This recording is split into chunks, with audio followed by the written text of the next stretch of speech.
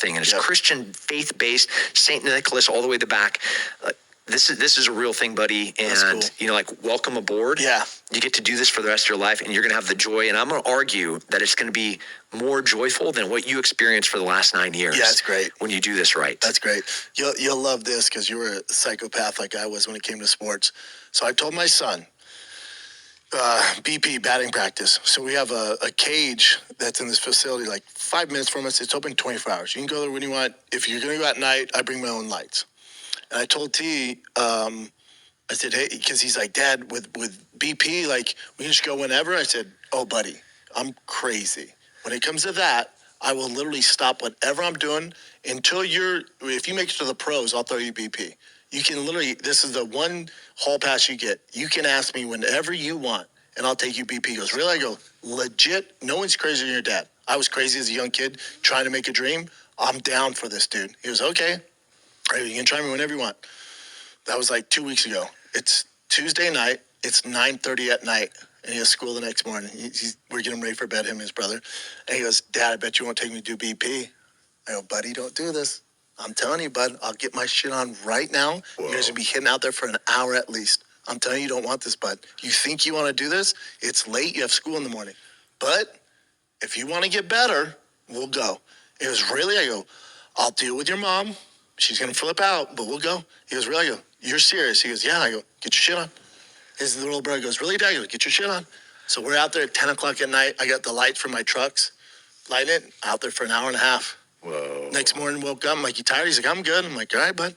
I'm like, I'm telling you, you tell me, bud, when to do BP, we're going.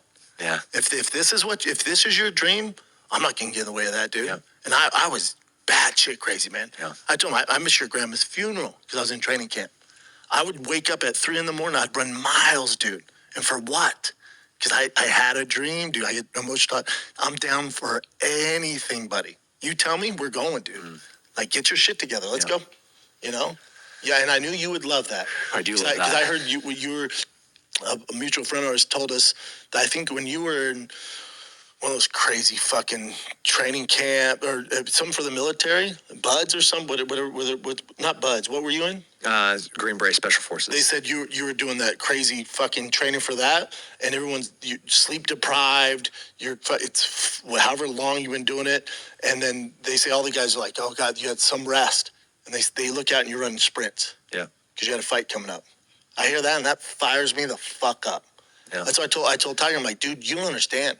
When I was in high school, my buddies would be out drinking. And I'd go, oh, this isn't making me better. And I would leave the party and go run sprints, dude. I was crazy, man. Crazy in a good way. I was willing to do what others weren't willing to do. And then I goes over into college. College, they had to take my key from the gym. Because I would be there before at 3 a.m. It didn't matter. What time you get here? 5? I'm there at 4. During the Q course, there's all these different phases to... Once you go to Special Forces selection, it's an amazing attritter. And during that, I was working out. Like during selection, which is like the attritter, and then if you are selected, you go to the Q course, and it's anywhere from a year to almost 2 years long sometimes for like an 18 Delta, and you have all these different phases. During those phases, I would go to Team Rock and do the 6 a.m. jiu-jitsu class before I had to show up to be in uniform to start that day of training, which would be a 12-hour long day, would get done, and I would go and train. Wow. And, could have done it smarter for sure. Yeah. But there's also something to be said about. It's that tenacity. It's like that fire. It's like that. And that's what I want my kiddos to find. It's like that fire, man.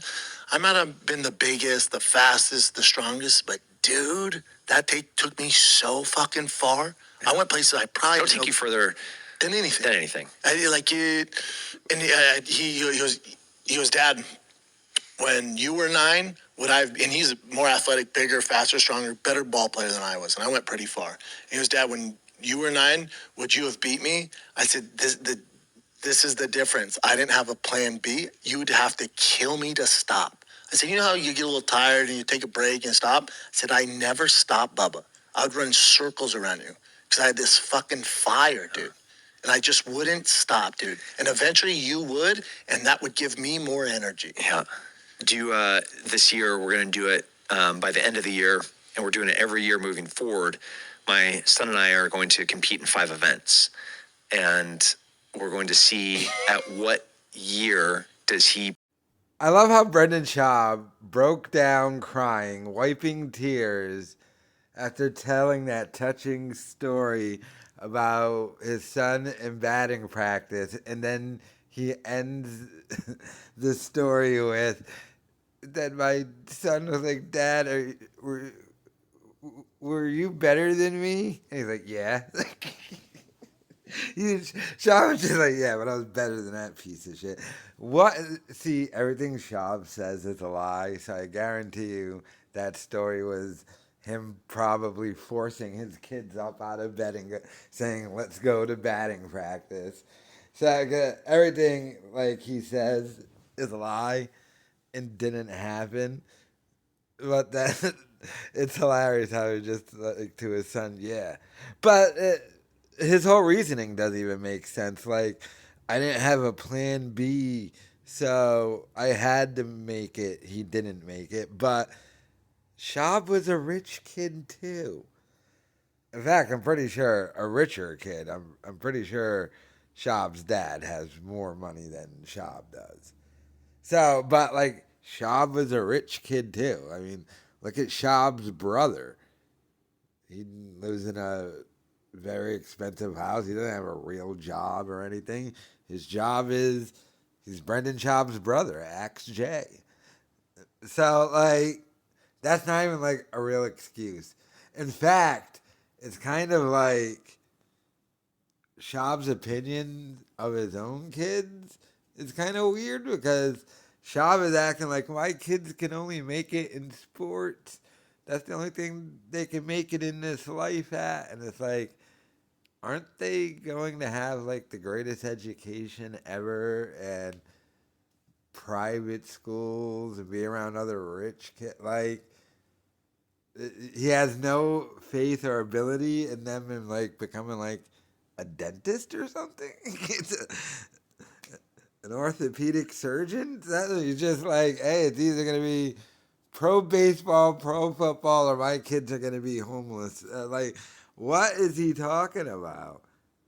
The whole thing is ridiculous. But the fact that he was actually crying, getting emotional. Oh, he's got Tim Kennedy on too. Callan blew him off again, so Schaub is pissed behind the scenes that Callan just keeps blowing him off, not doing the podcast, and he's stuck talking to a guy who wore a suit to a storage unit. And Schaub's even looking at him like, dude, yeah, I don't even take this that serious. But yeah, let me know your thoughts in the comments.